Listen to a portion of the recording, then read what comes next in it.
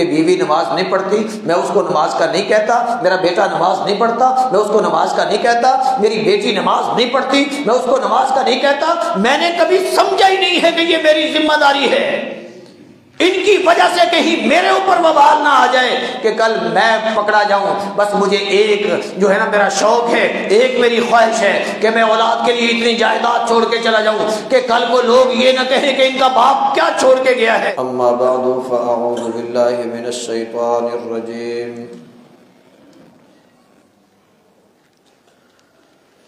الذين يتبعون الرسول النبي الأمي الذي يجدونه مكتوبا عندهم في التوراة والإنجيل يأمرهم بالمعروف وينهاهم عن المنكر ويحل لهم الطيبات ويحرم عليهم الخبائث وَيَضَعُ عَنْهُمْ إِصْرَهُمْ وَالْأَغْلَالَ الَّتِي كَانَتْ عَلَيْهِمْ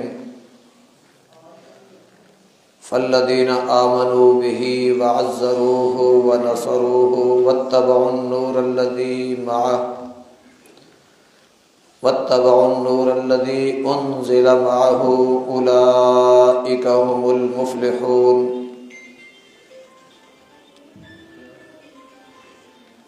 پروگرام کا عنوان ہے سیرت النبی صلی اللہ علیہ وسلم۔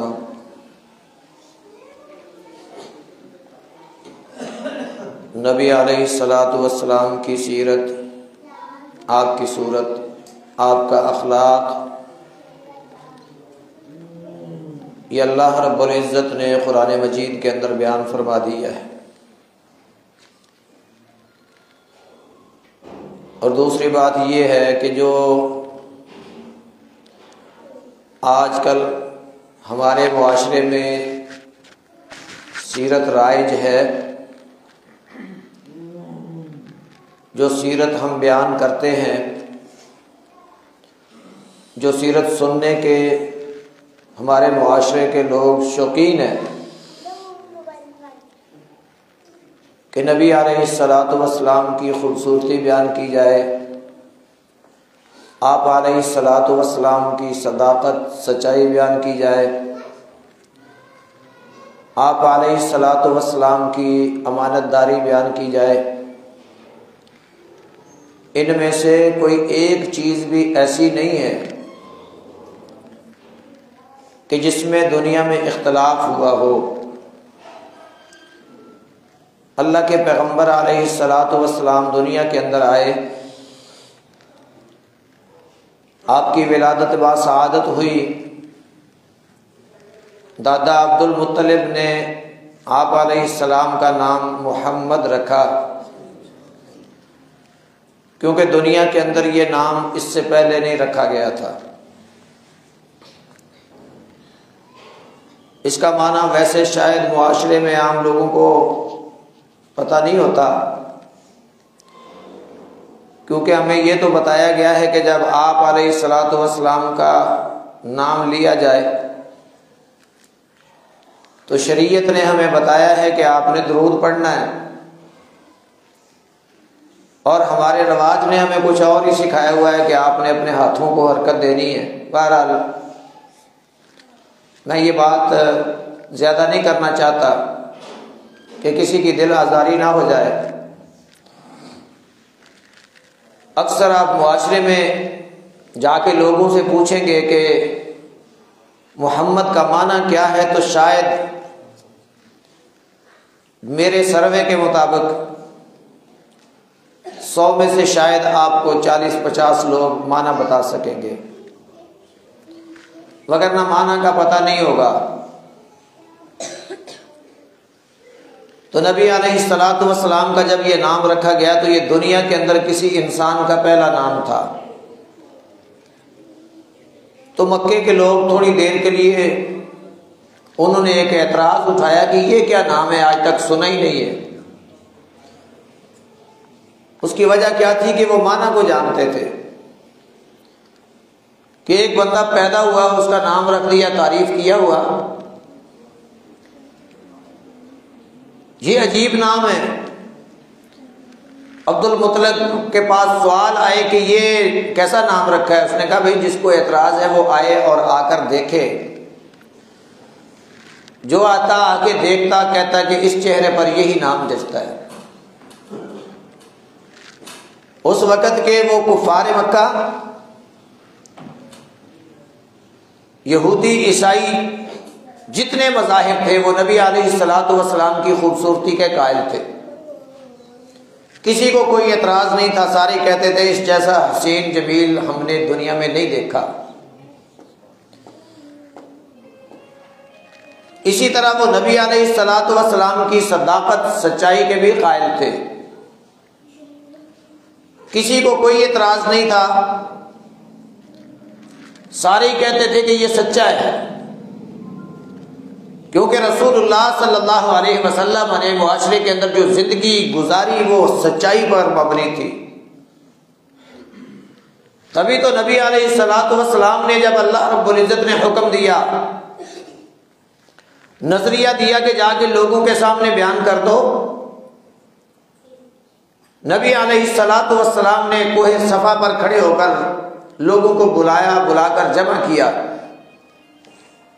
جب سارے لوگ آ گئے تو پیغمبر علیہ الصلوۃ والسلام نے ان سے یہ بات پوچھی کہ کیا اگر میں تمہیں کہوں کہ اس پہاڑی کے پیچھے سے ایک فوج تمہارے اوپر حملہ آور ہونے والی ہے تو کیا تم سچ مان لو گے؟ تو ان لوگوں کا جواب کیا تھا کہ بالکل سچ مان لیں گے، کیونکہ اس زبان سے آج تک ہم نے جھوٹ سنا ہی نہیں ہے۔ مطلب کہ نبی علیہ الصلوۃ والسلام کی صداقت کے وہ مکے والے سارے قائل تھے۔ نبی علیہ الصلوۃ والسلام کی امانت کا کیا علم تھا کہ نبی علیہ الصلوۃ والسلام کے پاس سارے مکے کے لوگ امانتیں رکھوایا کرتے تھے۔ ایک تو وہ وقت تھا کہ جب نبی علیہ الصلوۃ والسلام کی خوبصورتی کے بھی قائل تھے، صداقت سچائی کے بھی قائل تھے، اس وقت تک ابھی نبی علیہ الصلوۃ والسلام نے دعوت پیش نہیں کی تھی۔ وہ بات تو سمجھ میں آتی ہے کہ نبی علیہ الصلوۃ والسلام کی امانت کے قائل تھے، اس لیے آپ کے پاس امانتیں رکھواتے تھے، لیکن اس دعوت کے بعد چونکہ مکے کے اندر ایک اختلاف کھڑا ہو گیا، دشمنیاں پیدا ہو گئی، سب کے سب رسول اللہ صلی اللہ علیہ وسلم کے جانی دشمن بن گئے، لیکن امانت کے کس قدر قائل تھے اس کا عالم کیا تھا کہ اس وقت بھی باوجود دشمنیوں کے، باوجود عقیدے کے اختلاف کے، وہ نبی علیہ الصلوۃ والسلام کے پاس امانتیں رکھوایا کرتے تھے۔ اس کی دلیل ہے کہ نبی علیہ الصلوۃ والسلام نے جس رات کو ہجرت کی ہے، پیغمبر علیہ الصلوۃ والسلام نے اپنے بستر پہ اپنے چچا زاد بھائی داماد علی رضی اللہ تعالیٰ عنہ کو سلایا ہے اور کیا حکم دیا ہے کہ یہ لوگوں کی امانتیں پڑی ہوئی ہیں، جب یہ ساری امانتیں واپس ہو جائیں، جن کی امانتیں ہیں ان کے حوالے کر کے پھر آپ آ جانا۔ اس سے ہمیں پتہ چلتا ہے کہ نبی علیہ الصلوۃ والسلام کی امانت کے اندر بھی کسی کو اختلاف کوئی نہیں تھا۔ اب بات یہ ہے کہ وہ کون سی چیز ہے جس کے اندر اختلاف پیدا ہو گیا۔ اور میں آپ کو ایک اور بات بتاؤں، اس سے پہلے نبی علیہ الصلوۃ والسلام مکہ کے اندر رہتے تھے، بیت اللہ میں جاتے تھے، اس کا طواف بھی کرتے تھے، وہاں نماز بھی پڑھتے تھے، وہاں پر اللہ کے پیغمبر موجود تھے، زکوٰۃ کا بھی معاملہ جو صدقہ خیرات کرنا چاہتے تھے وہ کرتے تھے۔ اللہ کے پیغمبر علیہ الصلوۃ والسلام یہ سارے عمل کیا کرتے تھے، کسی کو کوئی اعتراض نہیں تھا، نہ نبی کی نماز پہ اعتراض ہے، نہ نبی کی زکوٰۃ پہ اعتراض ہے، نہ نبی کے طواف پہ اعتراض ہے، نہ نبی کے حج پہ اعتراض ہے، کسی چیز پہ کسی کو کوئی اعتراض نہیں ہے۔ اعتراض کس بات سے شروع ہوا اور کون سا وہ عمل ہے کہ جس پہ اعتراض تھا؟ انہوں نے اعلانیہ کہا تھا کہ یہ ایک عمل تو چھوڑ دے، باقی یہ بیت اللہ، یہ تو دن کو عبادت کر، رات کو عبادت کر، تو اس کے اندر نمازیں پڑھ، تو اس کے اندر اس کا طواف کر، اس کا حج کر، تجھے کوئی روکنے والا نہیں ہے، جو روکے گا اس کو ہم دیکھ لیں گے، لیکن ایک کام چھوڑ دے۔ وہ کام کیا تھا بھلا؟ کہ جو اللہ رب العزت نے محمد الرسول اللہ صلی اللہ علیہ وسلم کی بعثت کا مقصد بیان فرمایا ہے۔ یہ جو آیت کریمہ میں نے آپ کے سامنے پڑھی ہے، سورہ اعراف کی آیت ہے، اللہ کے پیغمبر علیہ الصلوۃ والسلام کی شان میں اللہ رب العزت نے اتاری ہے۔ اللہ رب العزت نے سیرت بیان کی ہے، سیرت بیان کی ہے کہ وہ نبی امی جو دنیا کے اندر اس کا کوئی استاد نہیں ہے، کسی سے پڑھا نہیں ہے، اس نے جو سیکھا ہے ڈائریکٹ اللہ رب العزت سے سیکھا ہے۔ اس کی تربیت کرنے والے، اس کی والدہ، والد پیدائش سے پہلے چلے گئے، والدہ 6 سال کی عمر میں چلی گئی، دادا 8 سال کی عمر میں چلا گیا۔ یہ سوال آپ بچوں سے ان کا جواب سن چکے ہو۔ جتنے تربیت کرنے والے رشتے تھے سب اللہ رب العزت نے اٹھا لیے۔ نبی علیہ الصلوۃ والسلام نے دنیا کے اندر کسی استاد کے پاس نہیں پڑھا کہ اس کے استاد پر کوئی انگلی اٹھا دے، کوئی اس کے سکھانے پر انگلی اٹھا دے۔ نبی کو اللہ رب العزت نے ڈائریکٹ آسمانوں سے وحی کے ذریعے سے سکھایا ہے۔ وہ اللہ رب العزت نے جو احکامات اتارے ہیں نبی نے ان کو یاد کیا ہے، اس لیے رب نے تعریف کر دی کہ میرا وہ نبی، اس کی اتباع کرنی ہے جو امی ہے، اور جس کی تعریف یہ ہے کہ اس کا تذکرہ اللہ رب العزت نے پہلی کتابوں کے اندر، تورات کے اندر، انجیل کے اندر اللہ رب العزت نے پہلے کر دیا ہے۔ یہ میرے نبی کی شان ہے۔ اللہ رب العزت نے بھیجا کیوں ہے؟ اب نبی کی بعثت کا مقصد یہ بیان کیا جا رہا ہے، جو ہمارے پڑھنے کا کام ہے، جو ہمارے سیکھنے سکھانے کا کام ہے، کیونکہ اس سے کوئی غرض نہیں ہے، ثواب ضرور ملے گا کہ ہم جو ہے نا وہ قصیدے پڑھتے رہیں۔ اللہ کے پیغمبر علیہ الصلوۃ والسلام کا چہرہ ایسا تھا، اللہ کے پیغمبر کی زلفیں ایسی تھی، اللہ کے پیغمبر کی داڑھی مبارک ایسی تھی، اللہ کے پیغمبر کا قد کاٹ ایسا تھا۔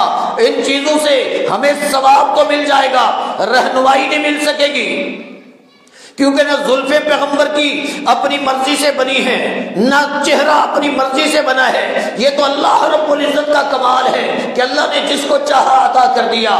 مقصد اصل میں کیا ہے؟ سیرت کس کو کہتے ہیں؟ کہ پیغمبر علیہ الصلوۃ والسلام کی ساری زندگی، اللہ کے پیغمبر کی بعثت کا مقصد، اللہ رب العزت نے جو ذمہ داری دے کر بھیجا ہے اس کا مقصد کیا ہے، پیغمبر نے کس انداز سے اس کو پورا کیا ہے، پیغمبر نے زندگی کیسے گزاری ہے۔ ان چیزوں کو جب ہم سیکھیں گے، ان چیزوں کو جب ہم سکھائیں گے، ان چیزوں کے اوپر جب ہم عمل کرنا شروع کر دیں گے، پھر ہماری زندگیوں کے اندر انقلاب آئے گا۔ اللہ کے پیغمبر علیہ الصلوۃ والسلام، اللہ رب العزت نے بعثت کا مقصد بیان فرمایا ہے کہ ہم نے نبی کو کس لیے بھیجا ہے۔ فرمایا یأمرہم بالمعروف وینہاہم عن المنکر۔ ہم نے نبی کو ذمہ داری دے کر بھیجا ہے کہ وہ نیکی کا حکم دیتا ہے، برائی سے روکنے والا ہے۔ یہ زندگی کا مقصد ہے، نبی کی بعثت کا یہ مقصد ہے۔ اللہ کے پیغمبر علیہ الصلوۃ والسلام کو اللہ رب العزت نے مخاطب کیا ہے، مخاطب کر کے فرمایا ہے یا ایھا الرسول بلغ ما انزل الیک من ربک وان لم تفعل فما بلغت رسالتہ۔ اے میرے نبی، جو تیرے رب نے تیری طرف نازل کیا ہے اس کو دنیا والوں تک پہنچا دے۔ یہ پیغمبر کی ذمہ داری ہے، پیغمبر کو یہ ذمہ داری ملی ہے۔ نبی علیہ الصلوۃ والسلام باقی سارے کام اس سے پہلے کر رہے تھے، لیکن جب نبی نے وہ ذمہ داری نبھانی شروع کی ہے، دنیا کے اندر اختلاف کھڑا ہو گیا۔ نہیں یہ کام نہیں کرنے دیں گے، یہ دعوت کا کام نہیں ہونا چاہیے۔ اے پیغمبر، تو نمازیں پڑھتا ہے کوئی تکلیف نہیں، تو روزے رکھتا ہے کوئی تکلیف نہیں، تو زکوٰۃ دیتا ہے کوئی تکلیف نہیں، تو حج کرتا ہے کوئی تکلیف نہیں۔ تکلیف کس عمل سے ہے؟ کہ تو دعوت کا کام کرتا ہے لوگوں کو اپنے ساتھ ملاتا ہے، تو ایک جماعت جوڑتا ہے، تو دنیا کے اندر ایک نیا دین کھڑا کر رہا ہے، اس سے اختلاف ہے۔ اب اختلاف کس بات پہ ہوا؟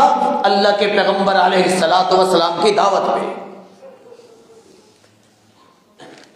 اللہ کے نبی صلی اللہ علیہ وسلم کی دعوت پہ اختلاف ہو گیا۔ آفریں کی انہوں نے، اللہ کے پیغمبر کے سامنے پیکج رکھے، آفر کر دی۔ کیا آفر ہے؟ مکے والے سارے جمع ہو گئے۔ ابو طالب جو ہمیشہ سائے کی طرح رسول اللہ صلی اللہ علیہ وسلم کی حفاظت کیا کرتے تھے، ہمیشہ ساتھ دیتے تھے، ساری دنیا کی دشمنیاں مول لے لی، ان کو بلایا اور بلا کر مکے والی برادری کے لوگ کہنے لگے، وہ قریشی ہاشمی وہ سارے خاندان اکٹھے ہیں، کہتے کیا ہیں؟ ابو طالب آج ہم تجھ سے دو ٹوک بات کرنا چاہتے ہیں، ہم نے برادری کا بڑا احترام رکھا ہے، ہم نے بڑا خیال رکھا ہے، تمہارے پاس، تمہارے خاندان کے پاس سرداری ہے، اس کا بڑا خیال رکھا ہے، آج یا تو اپنے بھتیجے کو سمجھا لے، آفر ہم کرتے ہیں، اس آفر کو مان لے، ہم سارا کچھ، ساری آفریں ماننے کے لیے، ساری آفریں پوری کرنے کے لیے تیار ہیں، یا پھر تو درمیان میں سے ہٹ جا، پھر ہم جانے اور یہ جانے۔ پوچھا کیا آفریں ہیں؟ کہا بلاؤ اپنے بھتیجے کو، بلاؤ۔ کہا پہلے مجھے آفریں بتاؤ۔ آفریں بتا دی، اگر تمہارا بھتیجا یہ محمد صلی اللہ علیہ وسلم یہ اگر سرداری چاہتا ہے، بادشاہی چاہتا ہے، تو ہم اپنا سردار بنا لیتے ہیں، ساری قومیں، سارے قبیلے جمع کر کے ہم اپنا سردار بنا لیتے ہیں، ہم اپنے سارے فیصلے اس سے کروائیں گے، اپنا سردار بنا لیں گے۔ اگر یہ دنیا کا مال و متاع چاہتا ہے، ہم سارے خاندان، سارے قبیلے، ساری قومیں مل کے جتنا مال اس کی ضرورت ہے، جو یہ جمع کرنا چاہتا ہے، ہم جمع کر کے اس کے قدموں میں نچھاور کرتے ہیں۔ اگر یہ کسی حسین عورت سے شادی کرنا چاہتا ہے تو ہم سارے عرب کی عورتیں جمع کرتے ہیں، یہ جس کی طرف اشارہ کرے گا اس کے نکاح میں دے دیں گے۔ اب ابو طالب نے دیکھا آفر تو بہت بڑی ہے، کیونکہ دنیا کے اندر یہی تین چیزیں ہیں جن کے پیچھے لڑائیاں، جھگڑے، دنیا کے سارے فتنے ان تین چیزوں کے پیچھے ہیں، اس کے علاوہ چوتھی چیز کوئی نہیں۔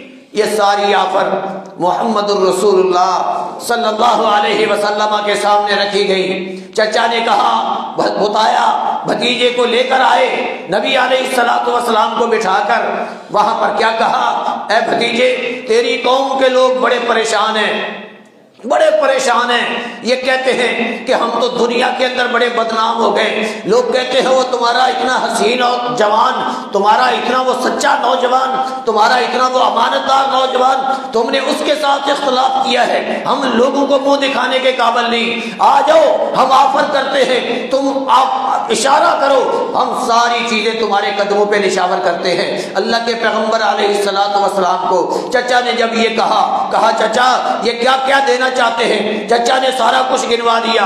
نبی علیہ الصلوۃ والسلام نے کیا فرمایا؟ فرمایا یہ دنیا کی ساری حقیر چیزیں جو آج ہیں کل نہیں ہوگی، یہ دے کے مجھ سے میرا مشن چھڑوانا چاہتے ہیں، مجھ سے میری سیرت کا کام چھڑوانا چاہتے ہیں۔ اللہ کی قسم، جس رب نے مجھے حق کے ساتھ بھیجا ہے، یہ اگر چاند کو، سورج کو لا کے میرے دائیں ہاتھ پہ رکھ دے، چاند کو لا کے میرے بائیں ہاتھ پہ رکھ دے، اللہ کی قسم جس نے مجھے یہ ذمہ داری دے کر بھیجا ہے، میں اس دعوت کو چھوڑنے کے لیے تیار نہیں۔ اختلاف یہاں سے شروع ہوا ہے۔ جو کام پیغمبر نے ساری دنیا کی دشمنیاں مول لے کے نہیں چھوڑا، جو کام نبی علیہ الصلوۃ والسلام نے کافروں کی آفریں ٹھکرا کے نہیں چھوڑا، جواب ان کو دیا اور رہتی دنیا تک اپنی امت کو سمجھا دیا کہ اس کام کی اہمیت کیا ہے۔ آج امت نے اس کام کو چھوڑا ہوا ہے، آج امت اس کام کو کرنے کے لیے تیار نہیں ہے۔ آج کتنے لوگ ہیں جو دعوت کا کام کرتے ہیں، جو سمجھتے ہیں کہ میری ذمہ داری ہے، ہم میں سے ہر کوئی، مجھ سمیت سارے کے سارے، ہماری ذمہ داری کیا ہے؟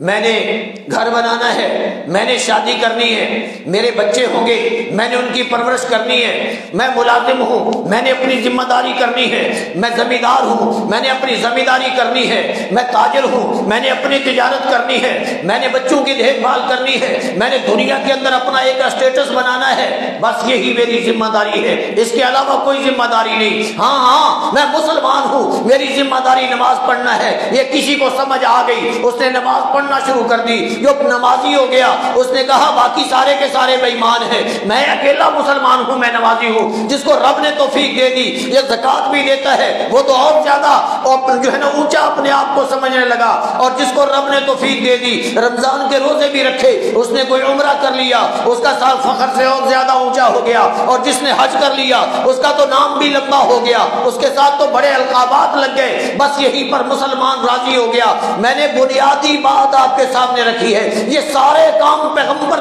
کیا کرتے تھے، دنیا میں اختلاف کوئی نہیں تھا۔ جب پیغمبر نے دعوت کا کام شروع کیا کفر کو تکلیف ہو گئی، امت کے لوگوں کے ذمے یہ کام نہیں ہے۔ آج گھر ویران ہے دعوت سے، آج محلے ویران ہے دعوت سے، آج شہر ویران ہے دعوت سے، آج پورا معاشرہ ویران ہے دعوت سے۔ پوری دنیا کا ایک رونا ہے کہ ہم مارے گئے، ہم لوٹے گئے، ہمارے اوپر اللہ کے عذاب آ گئے، اللہ نے ہمارے اوپر یہ کیا مسلط کر دیا۔ کوئی کہتا ہے حکمران ایسے مسلط ہو گئے، کوئی کہتا ہے ہمارے اوپر یہ عذاب آ گیا، یہ عذاب آ گیا۔ رب نے تو قرآن کے اندر یہ فرمایا تھا کہ میں نے دنیا کے اندر اچھائی اور برائی کو چلایا ہے، جو برائی کرے گا اس کو اس کا بدلہ ملے گا، جو اچھائی کرے گا اس کو اس کی جزا ملے گی، جو برائی کرے گا اس کی سزا ملے گی۔ اور جو ہمارے معاشرے کی طرح درمیان میں ہوں گے، برائی کرتے تو نہیں لیکن برائی کو روکنے والے بھی نہیں ہیں، ہم دعوت کا کام کرنے والے نہیں ہیں، ہم تو بس اپنے گھر کے اندر سکون سے بیٹھنے والے ہیں، ہم سے یہ کام نہیں ہوتا، میں تو لکھا پڑھا نہیں ہوں، یہ مولوی کا کام ہے، یہ مسئول کا کام ہے، یہ فلاں کا کام ہے، یہ فلاں کا کام ہے۔ معاشرے میں اگر سارے لوگ ایسے ہو جائیں کیا بچ جائیں گے عذاب سے؟ اللہ اکبر۔ یہ نبی کی سیرت ہے نا بھئی، یہ نیکی کا حکم دینا برائی سے روکنا نبی کی سیرت ہے کہ نہیں؟ نبی کی بعثت کا مقصد ہے کہ نہیں؟ میں نے آپ کے سامنے قرآن کی آیت پڑھی ہے، رب نے فرمایا میرے نبی کی ذمہ داری یہ ہے، میں نے اس لیے بھیجا ہے۔ کس لیے بھیجا ہے؟ یأمرہم بالمعروف وینہاہم عن المنکر۔ سب سے پہلی ذمہ داری نبی کی یہ ہے کہ یہ نیکی کا حکم دے گا، برائی سے روکے گا۔ یہ نبی کی ذمہ داری ہے یا نبی کی امت کی ذمہ داری بھی ہے؟ بولیے، یہ صرف نبی کی ذمہ داری ہے یا نبی کی امت کی بھی ذمہ داری یہی ہے؟ جب یہ پوری نہیں کریں گے تو ہمارے اوپر اللہ کی رحمت برسے گی، اللہ کی پکڑ نہیں آئے گی۔ بنی اسرائیل کی قوم جو اللہ کی بڑی محبوب قوم تھی، بڑی لاڈلی قوم تھی، جن کے لیے اللہ نے آسمان سے من سلوا بھی اتارا تھا، جن کا تذکرہ قرآن کے اندر سب سے زیادہ ہوتا ہے، یا بنی اسرائیل، یا بنی اسرائیل، یا بنی اسرائیل، بار بار اللہ ان کا تذکرہ کرتے ہیں۔ اللہ نے ان کا تذکرہ کیا ہے کہ وہ بھی ایک مقام پر ایسا ہو گیا کہ جو ہے نا وہ 3 گروہوں میں بٹ گئی، کچھ برائی کرنے لگے، کچھ تھوڑے سے برائی کرنے والے، تھوڑے سے ان کو روکنے والے، اور باقی سارے کا سارا معاشرہ، میں تو اکثر کہتا ہوں یہ ہمارے والا معاشرہ، ان کا عقیدہ کیا تھا، ان کا منہج کیا تھا، ان کی سوچ کیا تھی؟ کہتے ہیں جو کرے گا خود ہی بھرے گا، ہمارا کیا جائے، جدھر کوئی لگا ہے لگا رہنے دو۔ آج ہمارے معاشرے کی بات یہ تو نہیں ہے۔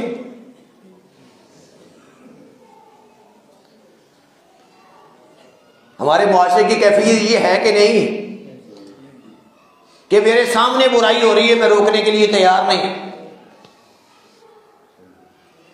میرے گھر میں ہو رہی ہے میں روکنے کے لیے تیار نہیں۔ برائی میں نے سمجھا ہی اس چیز کو ہے کہ مجھے بری لگتی ہے، میں نے کبھی یہ سوچا ہی نہیں کہ میں شریعت سے پوچھوں کہ شریعت کے اندر کیا برا ہے۔ آج میرے سامنے بھائی نماز چھوڑنا برائی ہے کہ نہیں؟ بولے نا یار، ایسے بات سمجھ نہیں آئے گی، مزہ نہیں آئے گا۔ نماز کا چھوڑ دینا برائی ہے کہ نہیں؟ روزے کا چھوڑ دینا برائی ہے کہ نہیں؟ زکوٰۃ کا نہ دینا برائی ہے کہ نہیں؟ یہ اللہ کی نافرمانی ہے کہ نہیں؟ جو اللہ کی نافرمانی ہے وہ برائی ہے کہ نہیں؟ کیا میرے گھر میں نماز نہیں چھوڑی جاتی؟ میرے گھر میں روزے نہیں چھوڑے جاتے؟ میرے گھر میں زکوٰۃ کے تارک نہیں ہیں؟ کیا مجھے کبھی تکلیف ہوئی اس بات سے کہ ہائے میرے گھر کے اندر بے نمازی، رمضان آئے میرے گھر کے اندر بغیر روزے کے مالک صحت مند؟ نہیں، بلکہ میں تو ڈھال بن جاتا ہوں۔ مجھ سے کوئی پوچھتا ہے وہ تیرا نوجوان بیٹا اس نے روزہ نہیں رکھا، کہتے ہیں بس بیچارہ مزدوری کرتا ہے نا، مزدوری کرتا ہے اس لیے مشکل ہے، اس لیے میں نے اس کو کہا ہے تو روزے نہیں رکھ۔ ٹھیکہ نماز کا بھی میں نے لے لیا ہے، بیٹے کو کہا بیٹا میں ہوں نا نمازیں پڑھنے کے لیے، کیونکہ میں اب کام کا نہیں رہا، میں نمازیں بھی پڑھوں گا، میں تہجد بھی پڑھوں گا، میں روزے بھی رکھوں گا، میں تیرے لیے دعائیں بھی کروں گا، بس تیرے اوپر کوئی کام نہیں ہے۔ بجائے اس کے کہ میں اس کو روکتا کہ بیٹا کام چھوڑ دے نماز پڑھ لے، میں نے کہا بیٹا تو کام کر، میں نماز پڑھتا ہوں۔ ایسا ہے کہ نہیں؟ میں مثالیں دیتا ہوں۔ باپ بیٹا دونوں ایک جگہ کھڑے ہیں، زمینداری پہ ہیں، دکان پہ ہیں، کہیں پر بھی ہیں۔ باپ بیٹے کو کہتا ہے بیٹا خیال رکھنا میں نماز پڑھ کے آ رہا ہوں۔ یہی طریقہ ہونا چاہیے نا؟ کیا خیال ہے؟ یہی طریقہ ہونا چاہیے نا، تو نماز پڑھ، تو خیال رکھ ادھر میں نماز پڑھ کے آ رہا ہوں۔ ہمارے معاشرے میں ایسا نہیں ہوتا، نہیں ہوتا ایسا، ہر گھر میں ہو رہا ہے، ہر گھر میں ہو رہا ہے۔ نماز پڑھ کے حاجی صاحب جاتے ہیں، جاتے کے ساتھ سوال اس کا یہ ہونا چاہیے کہ میں پوچھوں گھر والی سے، بچیوں سے، اپنی بہوؤں سے کہ بھائی سب نے نماز پڑھ لی ہے؟ نہیں، میرا یہ سوال گھر میں جا کے ہوتا ہے، میں اپنے آپ سے پوچھ رہا ہوں، میرا گھر میں جا کے یہ سوال ہوتا ہے کہ نماز پڑھ لی ہے کہ نہیں؟ کوئی ضرورت نہیں ہے، کوئی ضرورت نہیں ہے اس بات کی پوچھنے کی، کیونکہ میرا تو نظریہ عقیدہ یہ بن چکا ہے کہ جو کرے گا وہ بھرے گا، جو کرے گا وہ بھرے گا۔ اللہ رب العزت نے قرآن میں بنی اسرائیل کا واقعہ بیان کر کے ہمیں یہ بات سمجھائیے کہ صرف یہ نہیں ہے کہ جو کرے گا وہ بھرے گا، بہت ساری جگہیں ایسی ہیں جہاں بغیر کیے تجھے بھرنا پڑے گا۔ بنی اسرائیل کی قوم ہے، اللہ نے ان کا تذکرہ فرمایا وَاسْأَلْهُمْ عَنِ الْقَرْيَةِ الَّتِي كَانَتْ حَاضِرَةَ الْبَحْرِ إِذْ يَعْدُونَ فِي السَّبْتِ إِذْ تَأْتِيهِمْ حِيتَانُهُمْ يَوْمَ سَبْتِهِمْ شُرَّعًا وَيَوْمَ لَا يَسْبِتُونَ لَا تَأْتِيهِمْ كَذَلِكَ نَبْلُوهُمْ بِمَا كَانُوا يَفْسُقُونَ۔ آزمائشیں آتی ہیں، بڑی آزمائش ہے کہ جب رمضان کا مہینہ آتا ہے مزدوری عام ہو جاتی ہے۔ اب میرے سامنے آزمائش ہے، یا روزے رکھ لے یا مزدوری کر لے۔ روزے رکھے گا پیسے تھوڑے بہت کمائے گا، تیری عید کی عیاشی نہیں ہو سکے گی، عید کی خریداری تو اپنی مرضی سے نہیں کر سکے گا، لہذا تیرے لیے بہتر کیا ہے؟ شیطان میرے دل میں وسوسے ڈالتا ہے تو اب روزے چھوڑ، یہ مولوی پن چھوڑ، تو زیادہ پیسے کما لے، تیری عید اچھی ہو جائے گی، تیرے بچے بڑے خوشحال ہو جائیں گے، تیری بیوی کا جوڑا بڑا اچھا آ جائے گا، تیرے گھر میں طعام بڑا اچھا پکے گا۔ اور میرے اوپر جب یہ آزمائش آئی ہے تو میں کس آزمائش کے اندر کھڑا ہوتا ہوں؟ میں کہتا ہوں چلو یار روزے تو آتے جاتے رہتے ہیں، اب مزدوری کے دن ہے میں مزدوری کر لوں، وہ گندم کی کٹائی آ جائے، وہ کوئی بازار کا سیزن آ جائے، کوئی کسی قسم کا سیزن آ جائے، میرے سامنے آزمائش آتی ہے۔ یہ رب کی طرف سے آزمائشیں ہمیشہ بندوں کے اوپر آتی ہیں۔ رب نے فرمایا کذالک، اسی طرح سے نبلوہم بما کانوا یفسقون، ہم اکثر لوگوں کو آزماتے ہیں جو فسق کے اندر پڑے ہوئے ہیں، جو فاسق ہیں، جو اللہ کے باغی نافرمان ہیں۔ اب ان کے اوپر بھی آزمائش آئی ہے، اللہ نے منع کر دیا، پابندی لگا دی کہ ہفتے کے دن تم نے مچھلی کا شکار نہیں کرنا۔ ہفتے کے دن مچھلی کا بولے نا یار، ہفتے کے دن مچھلی کا شکار نہیں کرنا۔ اب آزمائش کیا ہے؟ یہ ساحل کنارے رہنے والے لوگ ہیں، ساحلی پٹی کے لوگ مچھلی کے بڑے شوقین ہوتے ہیں، ان کا ہمیشہ کھانا مچھلی ہوتی ہے، ان کی بھی مرغوب غذا یہ مچھلی ہے، اور ہفتے کے دن منع بھی کر دیا، اور اس دن مچھلیاں ساری اوپر ایسے تیرتی نظر آ رہی ہیں بس سامنے، اب منع ہے، مچھلی پکڑنی نہیں ہے، آزمائش آ گئی۔ اب پکڑتے ہیں تو رب کی نافرمانی ہوتی ہے، نہیں پکڑتے تو وہ اپنے سواد پورے نہیں ہوتے۔ یاد رکھو آزمائش تھوڑے عرصے کے لیے ہوتی ہے، کمرہ امتحان بڑا سخت ہوتا ہے نا، لیکن کتنے دن ہوتا ہے؟ کلاس میں کتنے دن امتحان ہوتا ہے؟ 2-4 دن پیپر چلتے ہیں نا، اس کے بعد کلاس بدلی ہو جاتی ہے، پہلی میں تھا دوسری میں چلا گیا، دوسری میں تھا تیسری میں چلا گیا، تیسری میں تھا چوتھی میں چلا گیا، کلاس اپ ہو گیا۔ کیوں؟ اس نے امتحان کی سختی کاٹی ہے، رب نے آزمایا ہے ان کو۔ یہ کچھ لوگ جو ہے نا وہ آزمائش کے اندر پورے نہیں اترے، انہوں نے مچھلی پکڑنا شروع کر دی۔ میں معاشرے کی ایک مثال دیتا ہوں، آپ کو بات سمجھ آئے گی۔ اب ایک نے مچھلی پکڑی، اس نے جب پکائی نا تو خوشبو پھیلی، سارے بھاگ کے گئے ہوئے، باقی دنوں میں مچھلی تو تھی نہیں، وہ تو نے مچھلی کہاں سے پکڑ لی؟ ہم بھی صبح سے کنڈیاں لگا کے جال لگا کے بیٹھے ہوئے، کوئی مچھلی ہاتھ نہیں آئی، تجھے کہاں سے ہاتھ لگ گئی؟ میں نے ہیلا کیا، کل پکڑی تھی آج پکا رہا ہوں۔ اچھا، اب کچھ لوگ جو اصل جو ہمارا حال ہونا چاہیے، انہوں نے کہا اللہ سے ڈر جا، تیری وجہ سے ساری دنیا ساری قوم عذاب میں نہ آ جائے۔ اس وقت تو سب نے یہی کہا، تھوڑی دیر کے بعد کوئی دوسرا گیا، اس نے کہا یار یہ مجھے بھی کوئی طریقہ بتا۔ طریقہ اس نے بتا دیا، یہ گیا جا کے کر لیا اس نے۔ آج کی مثال میں دوں آپ کو، بات سمجھانے کے لیے مثال دوں۔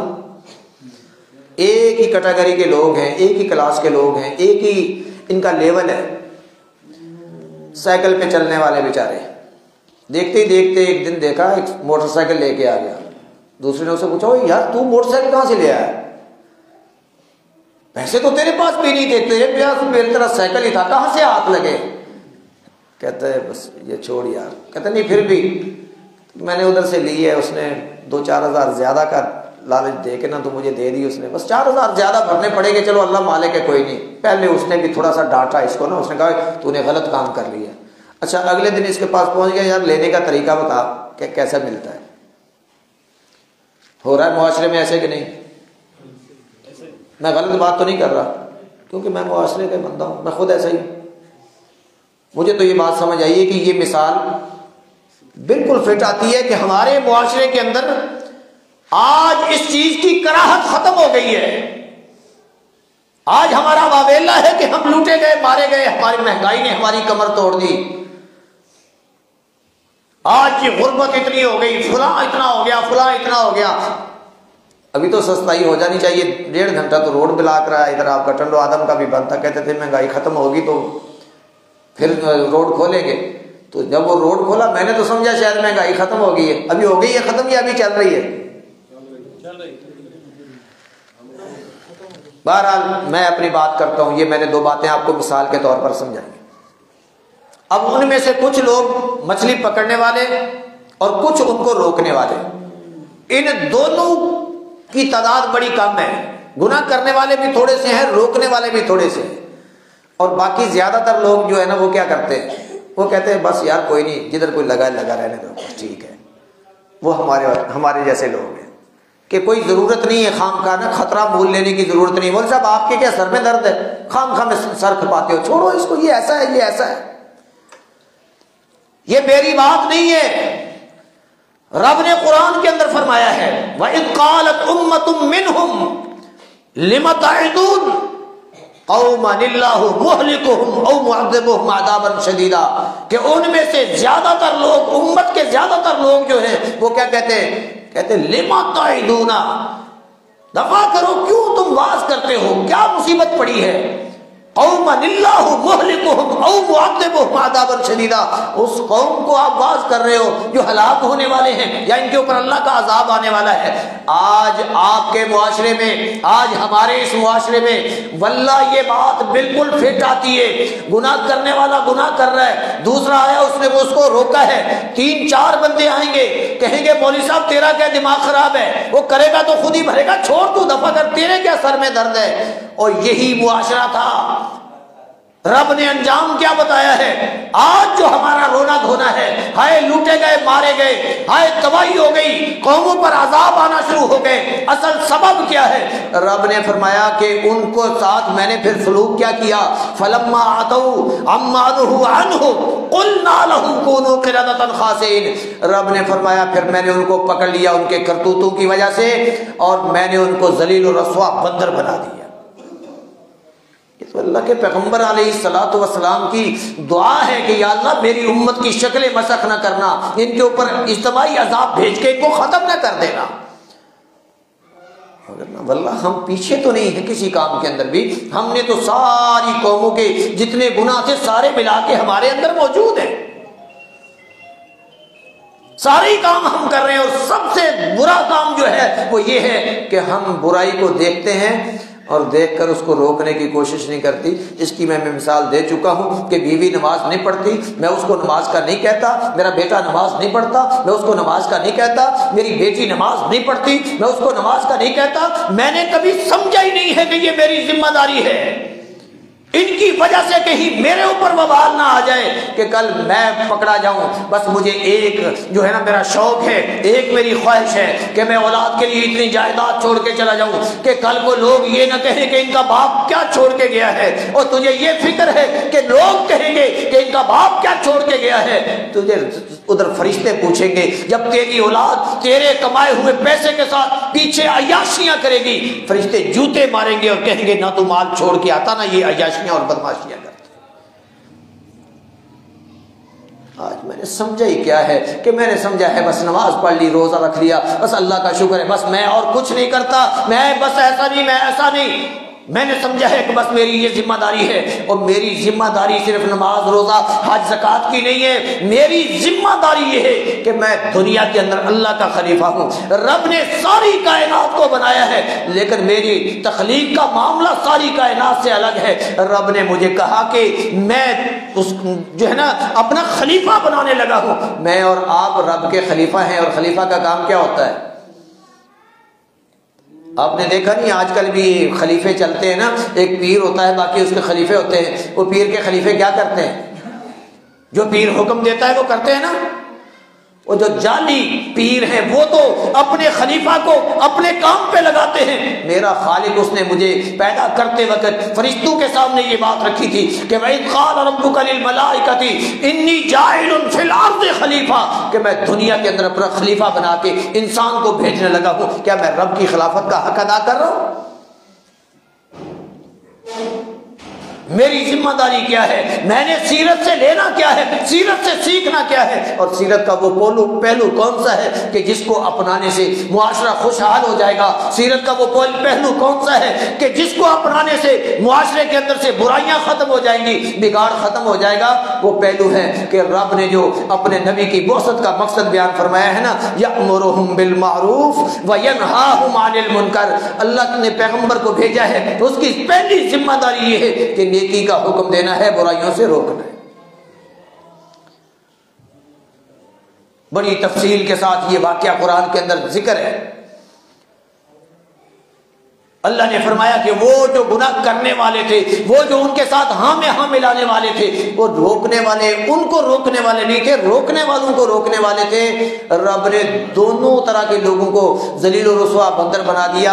انجینا الذین ینہون عن السوء واخذنا الذین ظلموا بعذاب بئیس بما کانوا یفسقون۔ رب نے فرمایا ان لوگوں کو جو روکنے والے تھے ہم نے نجات دے دی، باقی ان کو چھوڑا، باقی ساری قوم کو بندر بنا دیا۔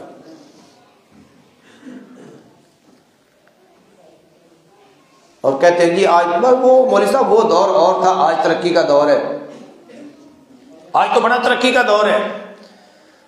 اللہ کہ میں تو کئی دفعہ سوچتا ہوں یار خاک ترقی کی ہے ہم نے، ہمارے گھر کی چار دیواری مکمل نہیں ہے. وہ کتنے ترقی یافتہ لوگ تھے.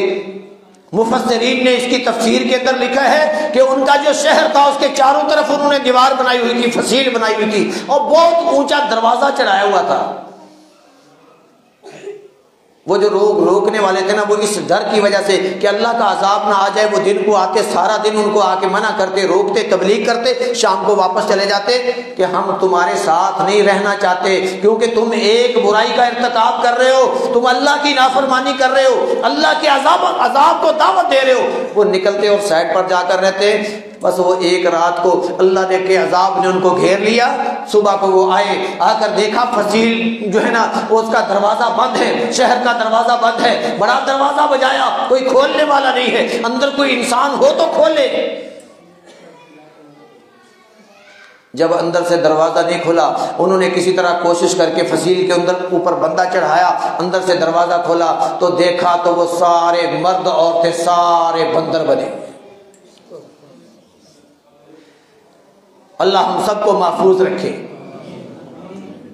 سارے بندر بنے ہوئے ہیں. اور پھر وہ آ کر ان کے پاؤں میں وہ جانوروں کی طرح بولتے ہیں, اور یہ ان کو کہتے ہیں ہم تمہیں نہ کہتے تھے کہ باز آ جاؤ ان باتوں سے, اللہ کی بغاوت نہ کرو ورنہ اللہ کی پکڑ آ جائے گی. رب نے نبی کی سیرت قرآن بنایا ہے, اور قرآن کے اندر رب نے سارے واقعات بیان کیے ہیں کہ پہلی قوم ایسا کرتی تھی, ان کے ساتھ یہ ہو گیا, فلاں قوم ایسا کرتی تھی, ان کے ساتھ یہ ہو گیا, فلاں قوم یہ کام کرتی تھی, ان کے اوپر یہ عذاب آیا. یہ پہلی قوموں کے سارے واقعات, ان کے اوپر آنے والے رب نے قرآن کے اندر اس لیے بیان کیے ہیں تاکہ یہ امت سمجھ جائے کہ اگر ہم نے یہ کام کیا تو پھر ہمارا بھی حشر وہ نہ ہو جائے گا. آج چلو ٹھیک ہے, مان لیتے ہیں کہ برائی کرنے والے تھوڑے لوگ ہیں, لیکن ان کو روکنے والے کتنے ہیں. ہم میں سے کون ہے جس نے یہ ذمہ داری سمجھی ہے کہ میں نے نا, مجھے رب نے نا توفیق دی ہے, مجھے رب نے صحت دی ہے, مجھے عقل و شعور دیا ہے, مجھے آنکھیں دی ہیں, مجھے کان دیے ہیں, میرے رب نے مجھے صحیح سلامت بنایا ہے, میرے رب کا میرے اوپر حق ہے, اور میں رب کا حق کیسے ادا کرتا ہوں, میری ذمہ داری کیا ہے کہ میں 24 گھنٹوں کے اندر میں 2/3 نہیں کرتا, میں اس کو آدھا نہیں کرتا. میں نے اس کے اندر نا 1 گھنٹہ میں نے مختص کیا ہے, 1 گھنٹہ, کہ اس گھنٹے کے اندر میں نے دنیا کا کوئی کام نہیں کرنا, بس میں نے اپنے مقصد کا کام کرنا ہے. اور وہ کام کیا ہے, میں نے نکلنا ہے, اپنے گھر سے باہر نکلنا ہے, اپنے پڑوسی کو دعوت دینی ہے, اپنے گھر سے نکلنا ہے, اپنے کسی رشتہ دار عزیز کے پاس جانا ہے, جا کے میں نے اس کو دعوت دینی ہے, اپنے محلے کے اندر جا کے میں نے کسی کو یار دوست کو دعوت دینی ہے. کون ہے جس نے یہ چلو 24 گھنٹوں میں زیادہ نہیں کہتا 1 گھنٹہ مختص کیا ہوا ہے کہ یہ میں نے دعوت کے لیے رکھا ہوا ہے.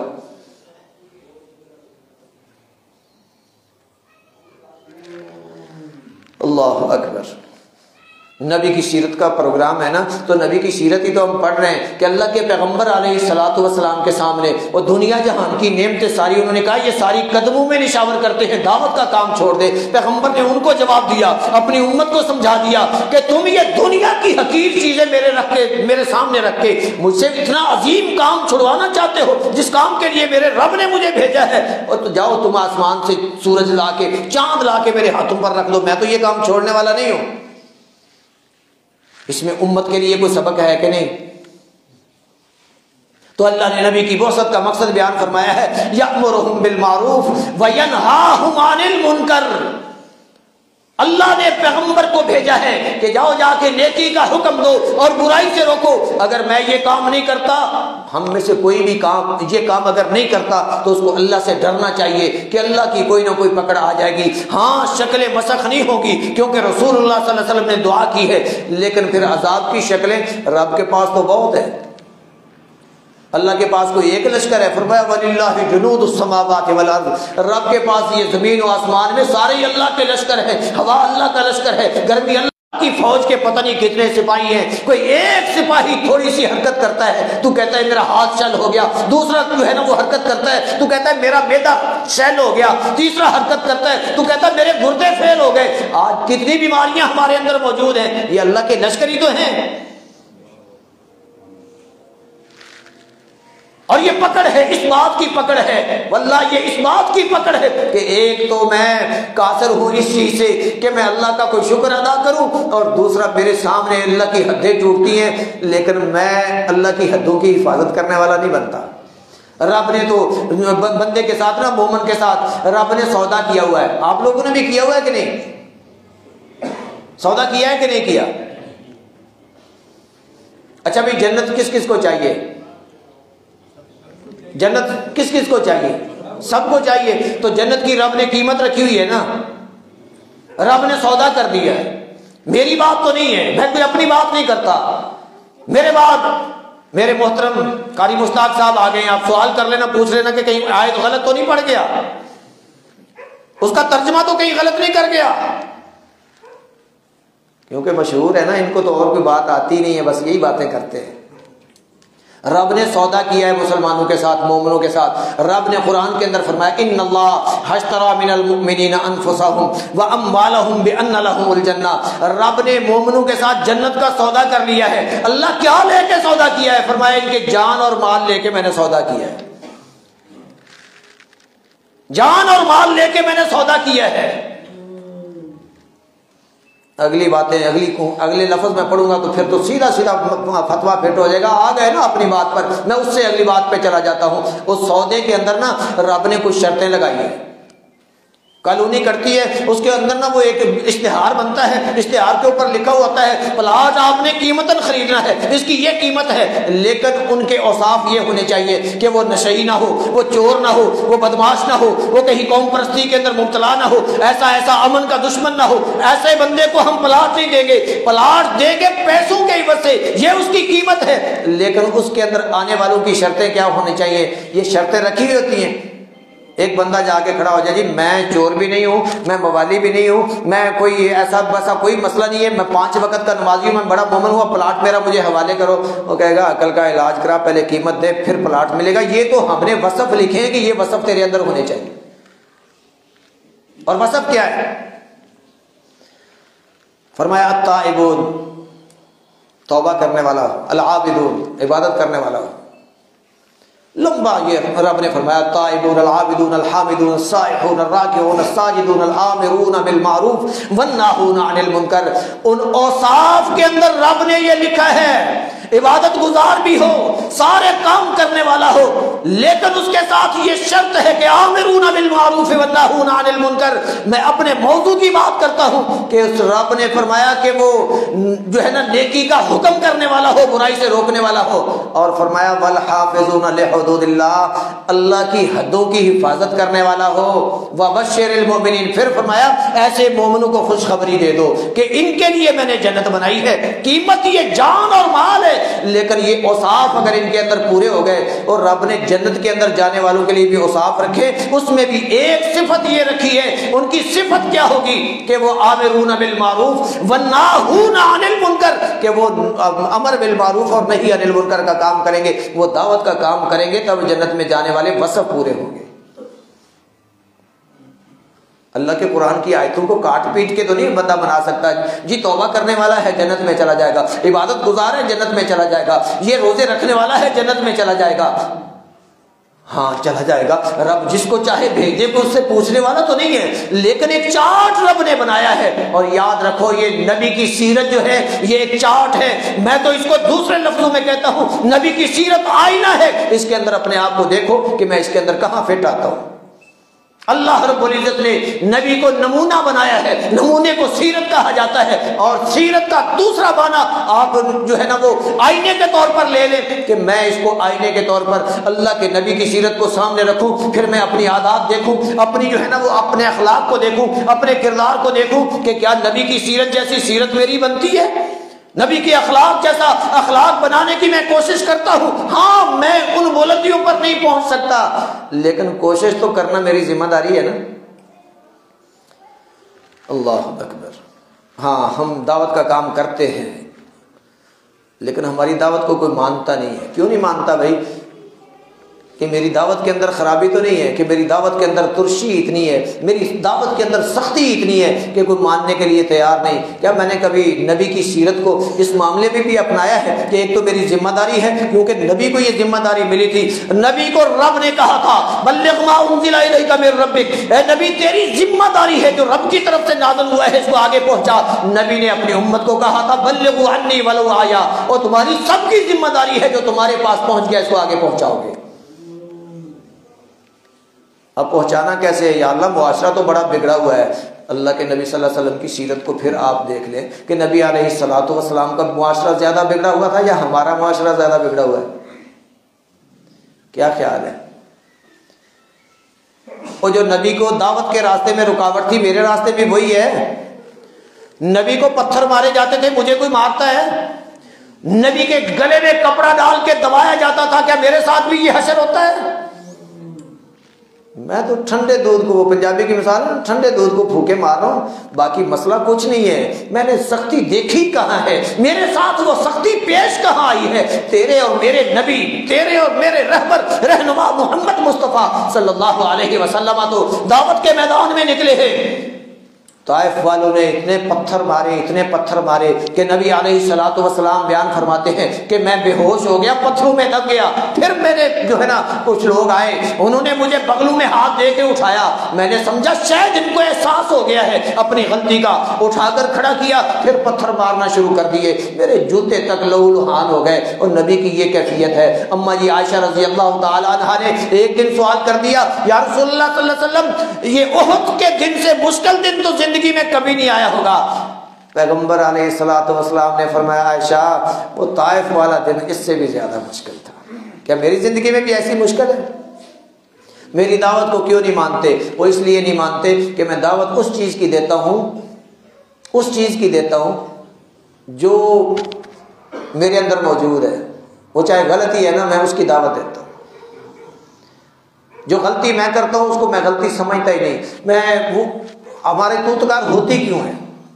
آپ مشاہدہ کر لیں، میری بات کو نوٹ کر لیں۔ اکثر آپ جاؤ گے نا، آپ جا کے ایک بات کرو گے، یار تو ایسا کرتا ہے، وہ کہتا ہے تو ایسا کرتا ہے۔ اچھا، میں اس بات کو تو سننے کے لیے تیار ہی نہیں کہ میرے اندر غلطی ہے۔ تیار ہے یہ بات سننے کے لیے کہ مجھے کوئی کہہ دے کہ تیرے اندر غلطی ہے؟ میں کہتا ہوں نہیں یار، تیرا دماغ خراب ہے، میں تجھے توحید سمجھا رہا ہوں، تو مجھے میری غلطی بتا رہا ہے۔ اچھا بھی توحید سمجھانے کے لیے بھی اللہ کے پیغمبر نے توحید ہی تو سمجھائی تھی، لیکن سب سے پہلے کیا پیش کیا تھا؟ کہا تھا لوگوں توحید مان لو۔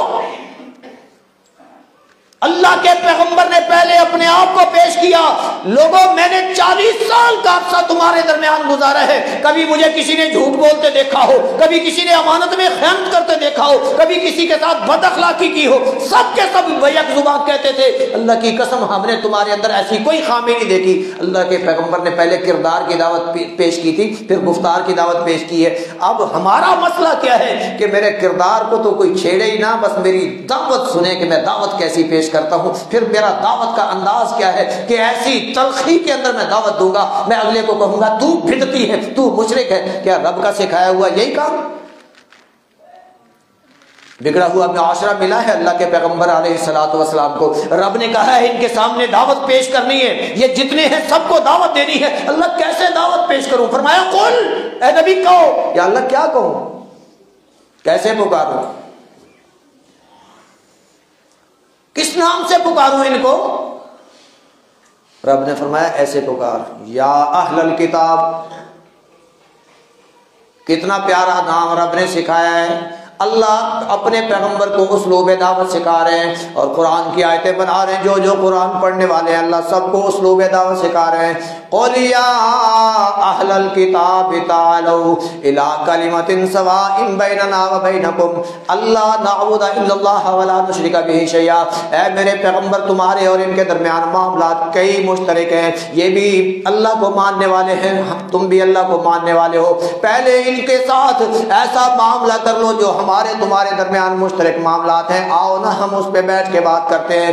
جب یہ آ کے بیٹھ جائیں ان کے ساتھ گھل مل کے باتیں کر کے، ان کے حوالے سے باتیں کر کے، سارے اب ایک دوسرے کے دکھ سکھ پوچھ کے، اس کے بعد پھر ان کے سامنے اپنا عقیدہ رکھ دینا، اللہ نعبد الا اللہ ولا نشرک بہ شیئا، ہم اللہ کے علاوہ کسی کی عبادت نہیں کرتے، اللہ کے ساتھ کسی کو شریک نہیں ٹھہراتے۔ یہ طریقہ اپنا لے، یہ اسلوب دعوت ہے۔ اللہ رب العزت نے اپنے پیغمبر کو سکھایا ہے۔ پیغمبر علیہ الصلوۃ والسلام کا اسلوب دعوت پھر یہی رہا۔ اللہ کے پیغمبر نے جب دعوت دینی ہوتی تھی، معاشرے کے اندر سارے کے سارے لوگ دشمن جان کا خطرہ ہے، لیکن اللہ کے پیغمبر کو پتہ چلتا ہے یہودی کا بچہ بیمار ہے، گھر میں تیمارداری کے لیے چلے جاتے ہیں، پتہ چلتا ہے یہودی کا جنازہ آ رہا ہے، سامنے احتراماً کھڑے ہو جاتے ہیں، پتہ چلتا ہے فلاں بیمار ہے، اللہ کے پیغمبر اس کے گھر میں پہنچ جاتے ہیں، جا کے ان کی تیمارداریاں کرتے۔ لوگ کہتے یار ہم نے تو سمجھا تھا یہ دشمن ہے، یہ تو ہمارا بڑا ہی محسن ہے، یہ تو ہمارے دکھ سکھ کے اندر شریک ہے۔ آج میرے اور آپ کے اندر سب سے بڑا مسئلہ، سب سے بڑی خرابی یہ ہے کہ معاشرتی طور پہ میں ایک دوسرے کی ہمدردی کے لیے تیار ہی نہیں۔ ایک محلے کے اندر رہتے ہیں، میری گلی کے اندر، میں تو دعوے سے کہتا ہوں کیونکہ میری اپنی کیفیت ایسی ہے کہ میری گلی کے اندر 10 15 20 گھر ہیں، مجھے سارے گھروں کی کیفیت کا پتہ نہیں ہے، کس گھر میں چولہا جلتا ہے، کس میں نہیں جلتا، کس میں بیمار پڑا ہے اس کو دوائی کے پیسے نہیں ملتے، کس کا بچہ وہ جو ہے نا وہ پڑھائی سے قاصر ہے، اس کے پاس فیس کے یا کتابوں کے پیسے نہیں ہیں، مجھے کوئی سروکار نہیں ہے۔ بس میں تو پکا مسلمان ہوں نا، میں کہتا ہوں اوے ادھر بات سن، تو ایسا نہیں کرتا نا، تو ایسا کرتا ہے، تو ایسا نہیں کرتا، ایسا کرتا ہے، تو یہ جہنمیوں کی علامت ہے۔ میں نے تو جہنم کا ٹکٹ اٹھایا ہوا ہے ہاتھ میں، ہر کسی کو تھمانے کے لیے تیار ہوں، اور رب نے نبی کو بھیجا تھا کہ جنت میں لے جانے کے لیے ان کے ساتھ تو ایسے ایسے معاملات کر لے، تیری ذمہ داری یہ ہے کہ جہنم سے بچانا ہے، جنت میں لے کے جانا ہے۔ اللہ کے پیغمبر تو رات دن اسی کام کے لیے پریشان ہوتے تھے۔ خدیجہ رضی اللہ تعالی عنہا، اللہ کے نبی جاتے سارا دن دعوت کا کام کرتے، شام کو واپس لوٹتے، سیرت النبی ہے نا، شام کو واپس لوٹتے ہیں۔ خدیجہ رضی اللہ تعالی عنہا دیکھتی ہے کہ چہرے کے اوپر مٹی پڑی ہوئی ہے، نبی علیہ الصلوۃ والسلام کے چہرے پر پریشانی کے آثار ظاہر ہو رہے ہیں، صاف نظر آ رہا ہے آج پھر کسی نے ستایا ہے، آج پھر کسی نے تنگ کیا ہے۔ اماں جی پوچھتی ہیں یا رسول اللہ صلی اللہ علیہ وسلم میرے ماں باپ آپ پر قربان ہو، لگتا ہے آج پھر کسی کے ساتھ کوئی مسئلہ ہوا ہے، آپ کو لوگوں نے ستایا ہے۔ خدیجہ کوئی کسی نہیں ستایا، بس ایک ہی پریشانی ہے، میری ذمہ داری رب نے لگائی ہے، جہنم سے لوگوں کو بچانا ہے، بس ایک ہی پریشانی ہے، میں کھینچ کھینچ کر جہنم سے نکالنا چاہتا ہوں، لوگ مجھ سے چھوٹ کر جہنم میں گرنا چاہتے ہیں، بس یہ پریشانی ہے، میں جنت میں لے جانا چاہتا ہوں، یہ جنت سے پیچھا چھڑاتے ہیں، یہ پریشانی ہے۔ اور نبی کی پریشانی یہ تھی کہ جہنم میں نہ چلے جائیں، جنت کے وارث بن جائیں، اور میری پریشانی کیا ہے، میں نے بس وہ جہنم کا جو ہے نا وہ لاٹھ اٹھائی ہوئی ہے، میں نے ہر کسی کو مارنی ہے۔ ہاں میرے اندر بڑا تکبر ہے، بڑا گھمنڈ ہے، ساری دنیا کے لوگ، عیسائی اپنے ملک چھوڑ کر دعوت کے لیے آ گئے، یہودی اپنے ملک چھوڑ کر دعوت کے لیے آ گئے، قادیانیوں پر پابندی، اس کے باوجود دعوت کے لیے میدان میں، اور سارے باطل فرقے میدان میں، لیکن حق والا فرقہ میدان سے غائب ہے۔ پوچھو کیوں بھائی؟ کہتے ہیں ہمارے پاس حق ہے نا، ہمارے پاس توحید ہے نا، ہمارے پاس خالص دین ہے نا، اور جس کے پاس حق ہے اس کی تو زیادہ ذمہ داری بن گئی، حق امانت ہے، میری وراثت نہیں ہے کہ میں نے اپنی مرضی سے اس کو لیا ہے، یہ تو امانت ہے، میرے رب نے اگر یہ امانت میرے سپرد کی ہے تو میری تو ذمہ داری سب سے زیادہ بنتی ہے کہ میں اس امانت کو آگے پہنچاؤں، کیونکہ مومن امانت دار ہوتا ہے، خائن نہیں ہوتا۔ تو کیا خیال ہے پھر یہ دعوت کا کام کریں گے؟ کون کون کرے گا؟ انشاءاللہ کریں گے، اللہ کے گھر میں بیٹھ کے وعدہ کر رہے ہیں۔ میں کہتا ہوں، میں یہ نہیں کہتا کہ صبح جماعت بناؤ اور نکل جاؤ، میں کہتا ہوں اپنے گھر سے دعوت کا کام شروع کر لو، اپنے گھر سے دعوت کا کام شروع کر لو، اپنی بیوی سے پوچھو کہ نماز پڑھی ہے کہ نہیں پڑھی، اپنے بچوں سے پوچھو کہ نماز پڑھی ہے کہ نہیں پڑھی، اپنے گھر کے معاملات کو سنوارنا شروع کر دو۔ جب یہ سارے کام شروع کر دو گے انشاءاللہ آپ کے اندر ایک ذوق پیدا ہو جائے گا۔ جب گھر والوں کے ساتھ آپ یہ دعوت کا کام کر لو گے نا، پھر آپ اپنے خالہ کے، پھوپھی کے، اپنے عزیز و اقارب کے گھر میں جائیں، وہاں پر یہ نظریہ بنا کے جائیں۔ ایک تو ہے نا کہ میں ویسے کہیں گیا، میں نے جا کے یہ کام کر لیا، نہیں، گھر سے یہ نظریہ بنا کے نکلے، اللہ سے دعا کر کے نکلے۔ اللہ کے نبی کی سنت ہے نا، اللہ کے پیغمبر علیہ الصلوۃ والسلام دعا کیا کرتے تھے، کوئی اگر تنگ کرتا تو بھی دعا کرتے تھے نا۔ طائف والوں نے جب تنگ کیا تھا، پتھر مارے تھے، لہو لہان کر دیا تھا، اللہ کے پیغمبر نے ان کے لیے بد دعا کی تھی یا دعا کی تھی؟ اللہم اہد قومی فإنہم لا یعلمون، اللہ یہ میری قوم مجھے جانتی نہیں ہے، یا اللہ ان کو ہدایت دے دے۔ اور بھائیو یہ ذمہ داری اپنائیں، یہ دعوت کا کام کریں گے انشاءاللہ یہ مہنگائی کم ہو جائے گی، دعوت کا کام کریں گے فصلوں میں برکت آ جائے گی، دعوت کا کام کریں گے رب آسمان سے رحمتیں برسائے گا، دعوت کا کام کریں گے اپنی ذمہ داری کو سنبھالیں گے، معاشرے کے اندر بگاڑ کی جگہ سدھار پیدا ہو جائے گا، دعوت کا کام کریں گے معاشرے کے اندر یہ جو قتل و غارت ہے یہ ختم ہو جائے گی، امن کا کام شروع ہو جائے گا۔ اور بھائیو چھوڑ دو اس عادت کو کہ ہم نے دین کو ٹھیکے پہ دیا ہے، یہ مولوی کا کام ہے دعوت دے، یہ فلاں کا کام ہے دعوت دے، ہماری سب کی ذمہ داری ہے، ہم سب کو یہ کرنا چاہیے۔ سارے وعدہ کرتے ہیں کہ کریں گے انشاءاللہ۔